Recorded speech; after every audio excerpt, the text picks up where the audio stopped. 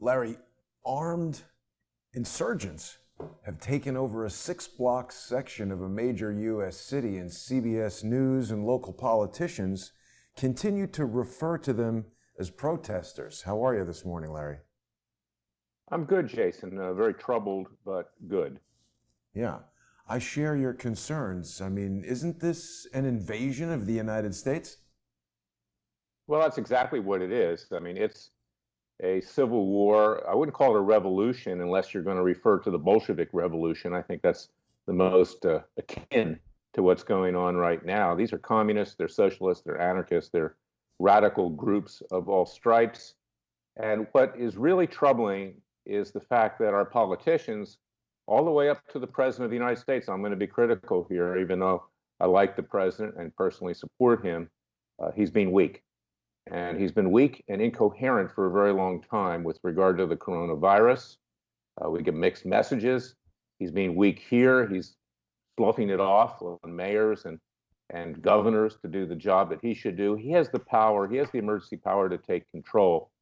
And he needs to take control right now because these people are trying to wage a revolution, a Bolshevik-style revolution. It's going to catch on. It's going to catch fire. And what is going to happen, Jason, is you're going to see radical groups on the other side of the political spectrum come in and take care of business. And I don't want to see that happen.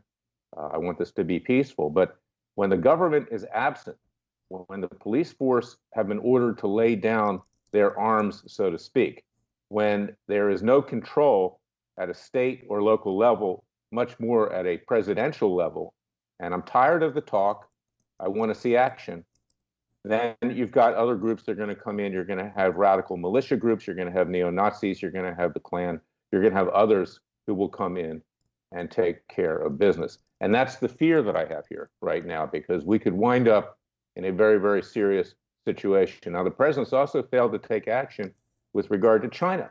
Why is that? I'm tired of the talk. You know, we have brought a lawsuit in Dallas, Texas, for class action for all the damage that has been caused. Why does the American taxpayer have to pay for this?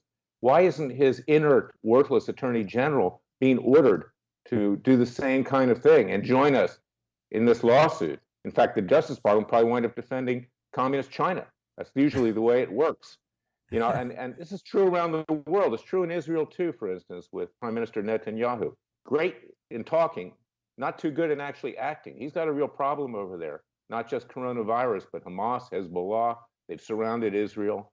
You know, the American people, frankly, no longer believe or trust their leaders. This president needs to reestablish that and not play a game that has been handed off to him by his establishment advisors, the same ones that have given us these lousy judges on the federal courts, to say, let them take responsibility. The President of the United States has to take responsibility. And that doesn't excuse the fact that there's military here that's now abandoning him as well.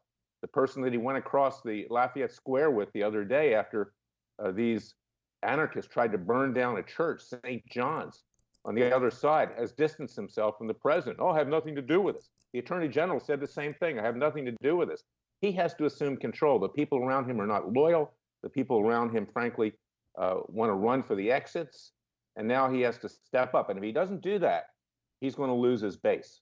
And he will surely lose the election this November. And that's my message to him, because I personally, not as head of Freedom Watch, but personally, because I don't endorse as head of Freedom Watch, but I personally want to see him win that election, because the consequences are so grave if we have this brain-dead individual by the name of Joe Biden come in here, who has made references just in the last few days of actually having the president removed by the military because he sees the military is on his side now.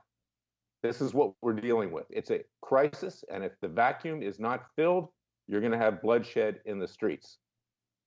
Yeah, I mean, Larry, it's quite shocking to see that these, I can't really call them protesters, because I think it says specifically you've got to be peaceful in assembling to protest. And when we see armed guards proclaiming that you're now leaving the United States and entering the Capitol Hill Autonomous Zone, they're asserting sovereignty over this area that they have invaded and taken by force. It literally is an act of war.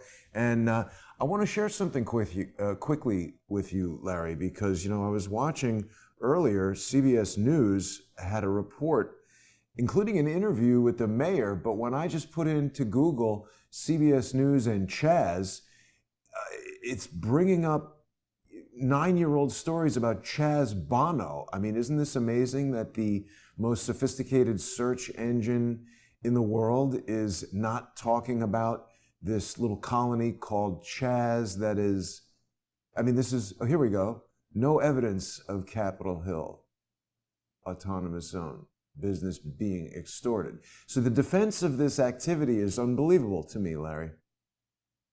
Well, it's a leftist push to take over the country. We're living through Atlas Shrugged again. Ayn Rand, she was very farsighted in her predictions. And this is what's happening, dumbing down the country, removing statues of people in our history, including Christopher Columbus.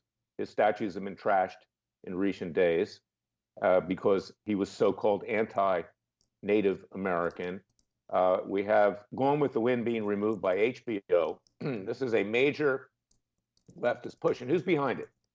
It's not African Americans primarily.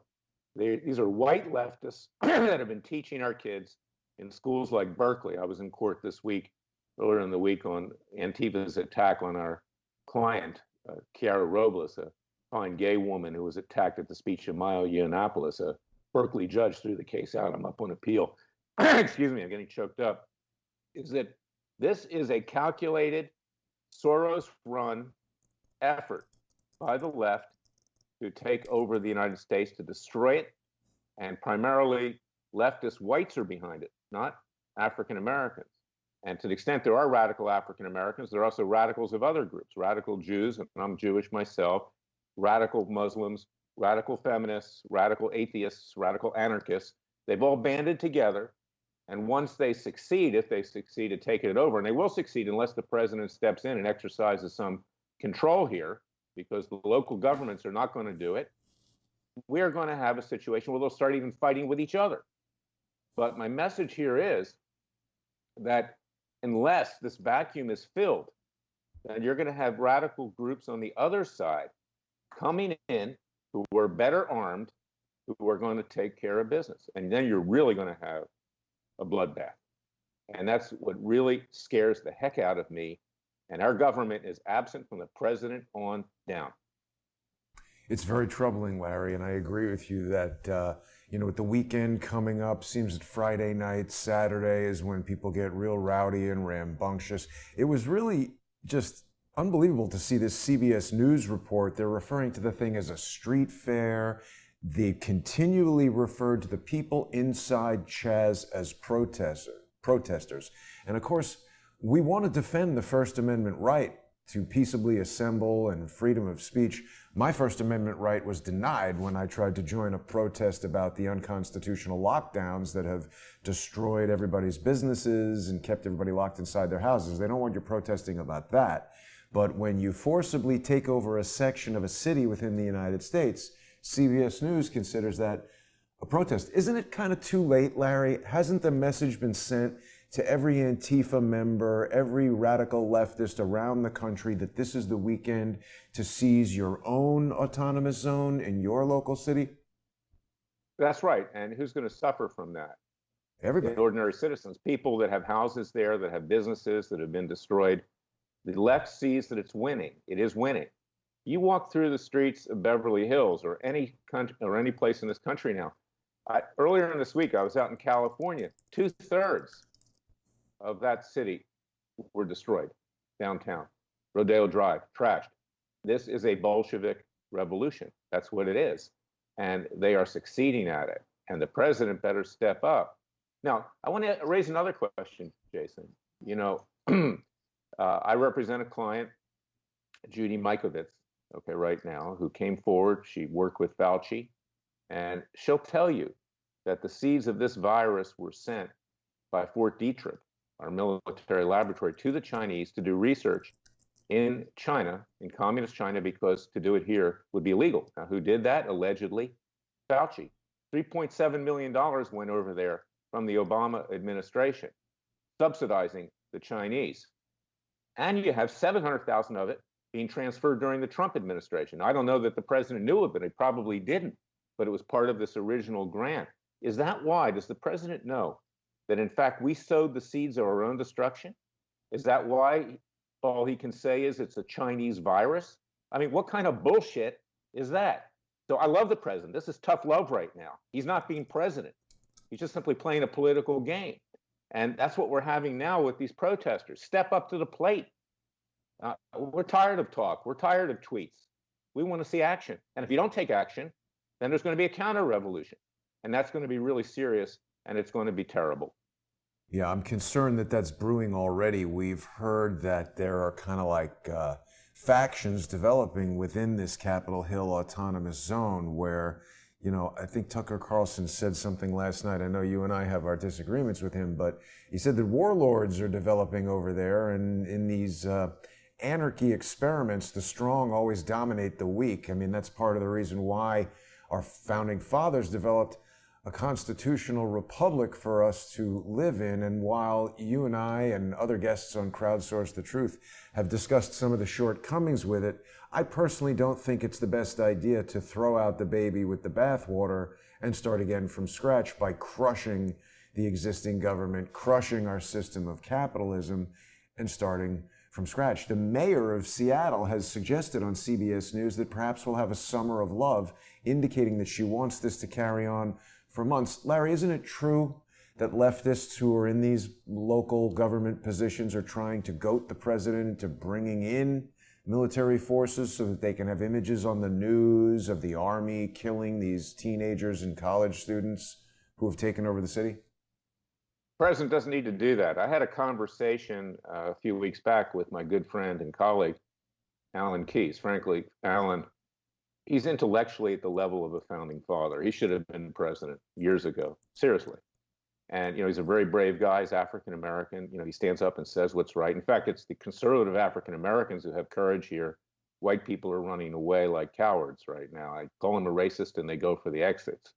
And Alan pointed out a good point. Under the president's powers that were granted to him by Congress, he can take control of the police departments and he can order them to reestablish order. He doesn't need to go to the National Guard. He doesn't need to go to the military, but they need to do it. And that's the purpose of our government primarily. Our government isn't there to give handouts. It isn't there to let people off so they don't have to work by stuffing money in their pockets. Their primary role is to protect the citizenry from a breakdown of law and order. And that's what needs to be done right now. What needs to be done is not what my former group did, you know, as a public relations ploy. Let's paint, because no one is above the law on the streets of Washington, D.C.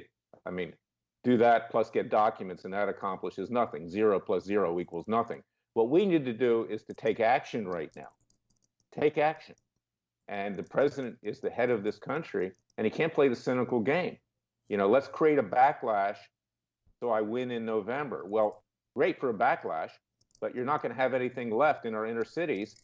And the left is on the march to, as they think, they're going to take over this country. Now, maybe they don't succeed right now, but Tucker was right. You know, I have my differences with Tucker Carlson. He ran interference for Roger Stone. His reporter, Chuck Ross, defamed my client, Jerry Corsi, for Stone.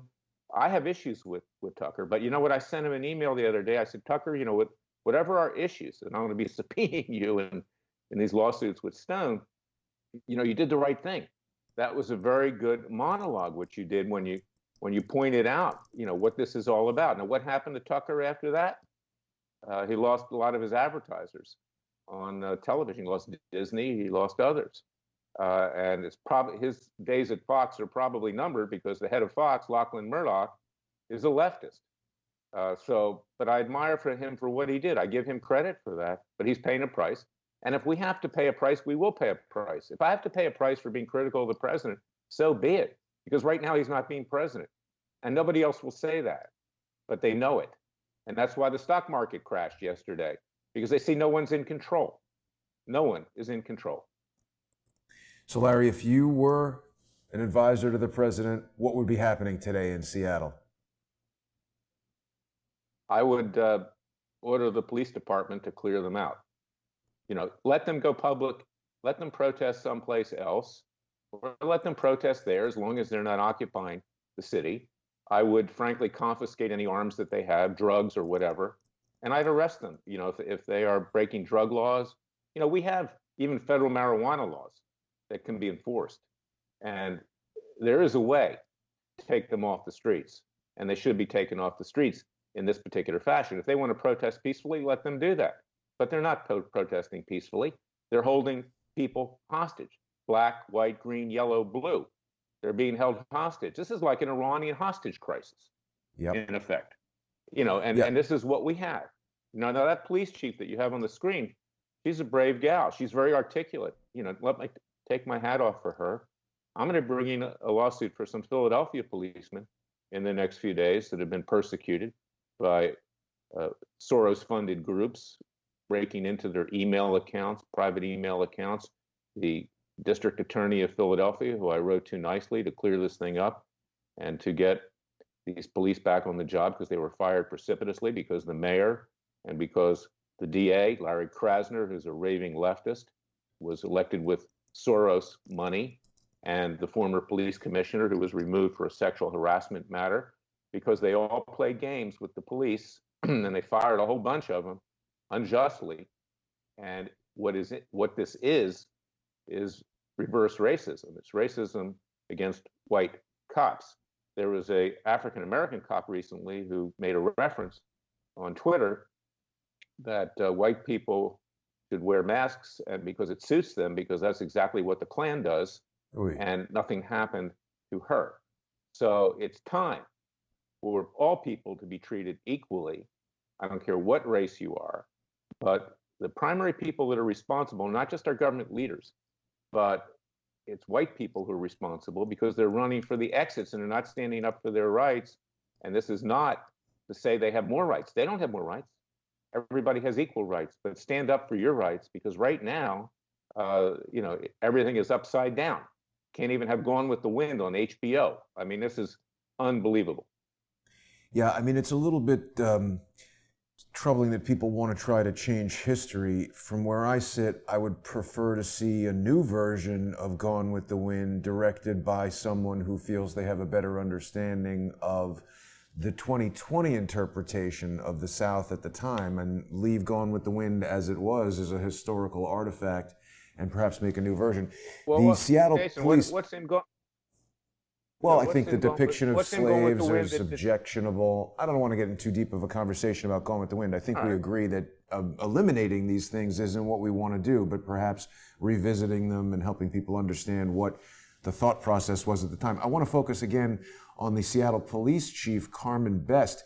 She gave a press conference where she said it was not her idea to vacate the police station, basically indicating that she was ordered by the mayor. Larry, this seems remarkably similar to what I've observed around New York City in the 3 months of the coronavirus lockdown. I've seen virtually no NYPD officers around on the street. Of course, they've been plentiful during the protests, but we've heard a lot of contradictions from mayors and from police chiefs having their hands tied. Yesterday at his daily press conference, Mayor de Blasio announced that coronavirus is racist. I don't know if you knew that, but he literally said, "We previously thought the virus didn't discriminate, but now we know differently." What do you think about that comment?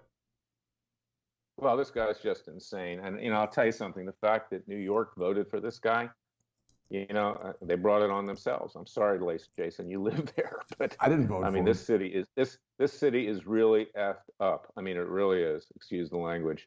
And it's the fact that you would vote for this moron, this leftist moron. I mean, it's unreal. So Yeah. This is what I'm talking about. Education. And I admire this police chief, and it's valiant African Americans who are actually taking the lead here. White people are running for the exit. I'm going to go into my bunker. I'll see what happens. I'll come out when it's over. You know what? When it's over, we're going to have a socialist, communist country. That's what we're going to have when it's over. So you better come out of your. You know what I call the Attorney General now? The groundhog in Puxatawny, Pennsylvania, that runs back into its hole, usually on February 2nd. Puxatawny Phil. Our Right. Attorney General, I call him Puxatani Bill. Okay, that's what he is. He hasn't done jack, okay, for all these years. And he's been there over a year already, 2 years, I guess. He's another blowhard. Okay, what does he do? He's the chief law enforcement officer at the Justice Department. What's he doing? Well, it had nothing to do with what went on in Lafayette Park. He abandoned his own president. And where's the president? This guy should be fired. He's as bad as Sessions. He hasn't Yeah. prosecuted one person. Talks about John Durham up there in Connecticut. I'm troubled by what he finds. Well, that's another euphemism. I'm troubled, but there'll be no indictments. Forget Right. about that. The Bundys. He allows for an appeal of the dismissal of the Bundy case when, in fact, the BLM had a kill list on the heads of the Bundys. This guy is worthless. This guy should be prosecuted himself. It's unbelievable. So we have no leadership here, President. Step up to the plate. Don't worry about being reelected. If you do your job, you'll be reelected, but you're not doing your job right now. People are anticipating, Larry, that Joe Biden is leading and could win. There's been a list of suggested running mates, and it's looking certainly like an African American female will be his choice. Do you think Joe Biden is going to actually win the election? Could happen. I mean, the way things are going, because he just needs to keep his mouth shut. I mean, because when you have a lack of leadership at the presidential level, and it looks like the president's getting rolled, and there is an alternative, there could be a reaction among the independents. And I'll tell you what would be a big mistake by this president. If he lays on top of everything that's going on a pardon of Roger Stone, when he says he's the law and order president, he's going to pardon somebody that lied under oath, convicted on 5 counts of perjury, 1 count of threatening witnesses, witness tampering, another obstruction of justice. Layer that on top of everything else, and you've got enough independents in a swing state like Florida, Ohio, Wisconsin, Pennsylvania to turn this election. And then, God forbid, I'm talking personally, we have Joe Biden. This guy is brain dead. He has no morals. He's a plagiarist. He, is a shakedown artist with regard to the Ukraine. He's corrupt to the core. He never had a real job. I feel sorry that his family was killed, in an automobile accident when he was young. But you know what? I don't feel sorry for him at all. I mean, this guy is a clown. He's a corrupt clown. And the president's going to hand it to him if he continues going the way it is. Larry, the 3 women who are the founders of Black Lives Matters have praised, lauded, and even stated that Joanne Chesimir, also known as Assata Shakur, is their mentor, their hero, their ideological inspiration for Black Lives Matters. I've found, just in some cursory conversations I've had with people around New York City and friends of mine, so few people know about Joanne Chesimir's history with the Black Liberation Army, the violence that group engaged in, murdering a New Jersey state trooper. And this whole defund the police movement comes from the radical 60s groups, the Weather Underground, the Black Panthers, the Black Liberation Army. They've managed to fool people into thinking that defund the police somehow means they're going to audit the spending. So what do you think about these? Nation of Islam.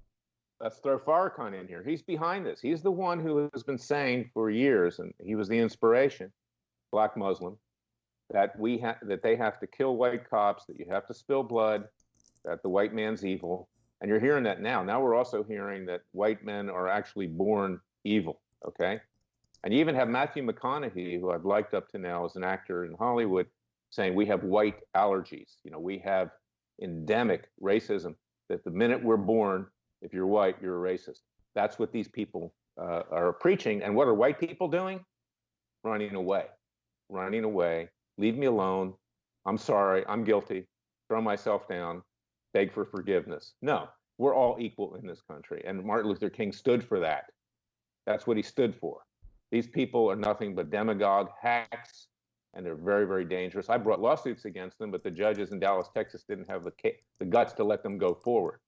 And, it's just unbelievable that this country is laying down and taking this as the country is being destroyed. And if you don't think it's being destroyed, give some thought, because this is what's happening right now. President, take control. If you don't take control, you can forget about another 4 years. Yeah. And Larry, one of my primary concerns has been that I feel that so many people who are involved in supporting Black Lives Matter don't really understand what its true goals are. I think that it is a deception that is being foisted on both black and white people to just utilize this kind of mob to achieve the goals of these leftist radical groups. I mean, William Barr, I agree with your assessment of him, but he did speak accurately when he said that there's a witch's brew of radical groups that are interested in That's the defeating the point. police. Yeah. You just hit the point, Jason. Yeah, he speaks, but he doesn't do anything. I mean, I'm Right. tired of talk. Okay, Puxatani Bill. That's what he is. Yeah. So you were telling us about your friend. His name is escaping me right now. Alan Keyes, who Keith, Alan suggested Keith. that Alan's very, he's suggested that former the United. president could activate these police departments. Why is he waiting? Why not just do that today? Because he's being given bad advice and he's taking it, just like he appointed all these hack political judges to the bench. He didn't know who he was appointing. He appointed establishment Republicans who are afraid of their shadow, who will not stand up for the American people. And and they're not accountable to the voter. They think they have immunity. It was given to them, frankly, illegally by the Supreme Court decisions. And they don't even have life tenure. The Constitution says serve for good behavior, but they think that they're untouchable. They're the ones who are above the law. These judges are there to protect us. And that's another issue. But Alan is right, is that the president has the power to activate the police departments to take control of them. He doesn't need to go to the National Guard. He doesn't need to go to the military. And even if he did, under these circumstances, it's warranted. Yeah, and he did declare Antifa a terrorist organization, so it's really confusing to me that they haven't acted on that in any way. Why not arrest George Soros, seize his assets, shut down any of these 501c3s that are sending money to anyone who's involved in seizing territory in a U.S. city? It seems like something that could be done quickly. This gets back to the point, Jason, and this was my major point. Okay, and I'm going to write a column today about it for WorldNet Daily, is that with this vacuum, with our so-called government, taking no action from the presidential level on down, the vacuum is going to be filled by radical groups of another persuasion. And there will likely, mark my words, mark my prediction, next 7 to 10 days, there's going to be bloodshed in the streets. And I don't want to see that. And that's why I'm being very strong right now. President, take control. If you don't take control, there are others that are going to fill the void, and they'll take care, quote unquote, of business. Yeah, I mean, I'm And actually quite I don't want to see that happen. No, me neither, but I'm becoming concerned that people who are in these cities who oppose these groups, who see them taking up arms, will potentially exercise their Second Amendment right. We've heard rumors that they're shaking down businesses and demanding residents show ID. It's amazing how they want, everything to be no police except when they're in charge. Then they want to police things very heavily and with a pretty firm hand. What happens when there's no law and order? What happened, in Wyatt Earp in the Old West? He had to take matters into his own hands. Okay, he didn't go to some grand jury or something else. There was an immediate need, okay?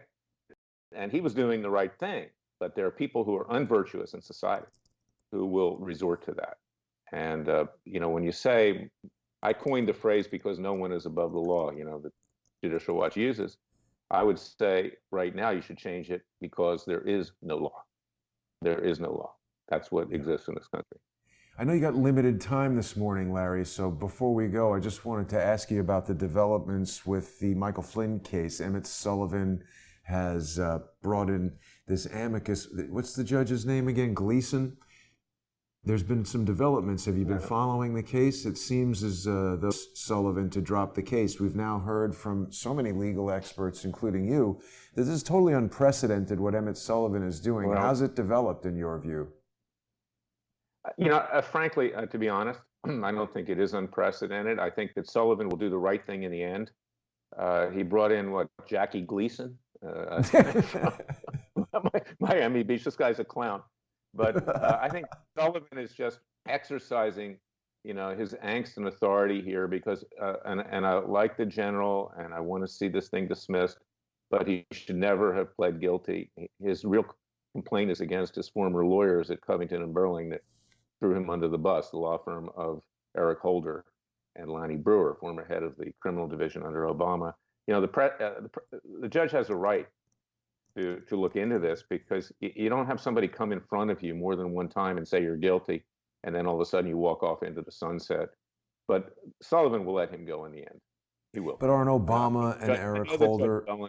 Yeah, yeah. Aren't Obama and Eric Holder key figures in this leftist revolution that's going on right now? It seems the seeds of what we're seeing today were planted and nurtured and grew into, frankly, a forest under the Barack Obama presidency.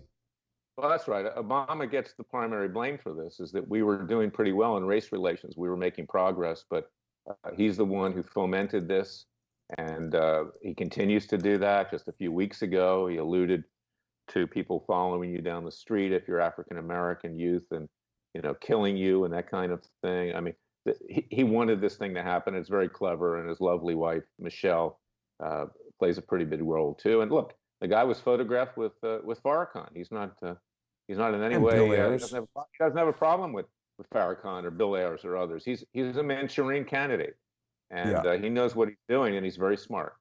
Yeah, he's not just photographed with Bill Ayers, and I've been doing everything that I can do to help educate people as to what the Weather Underground was all about, how closely associated Barack Obama is with both Bill Ayers and Bernardine Dorn. Did I lose you there, Larry? Have you frozen? It looks like your image is frozen. I think we've lost you, Larry, unfortunately. Let me just see if we've still got you here. Okay, we got a little problem. Sorry, Larry. Gotta try to get you. Maybe it's frozen on your end. You look totally frozen. Can you hear me, Larry? All right, I think we've lost Larry, but he was almost out of time anyway, so I think we might wrap up this segment right there. Lots of good insights from Larry Klayman, the founder of freedomwatchusa.org. I hope that people will visit Freedom Watch. There really aren't any other lawyers in the United States of America like Larry who are fighting for freedom and justice. And it's very important that people check out, freedomwatchusa.org. Help Larry and his team over at Freedom Watch be the Department of Justice that we really need. I want to thank Larry for joining me. Very concerned about what we're seeing in Seattle.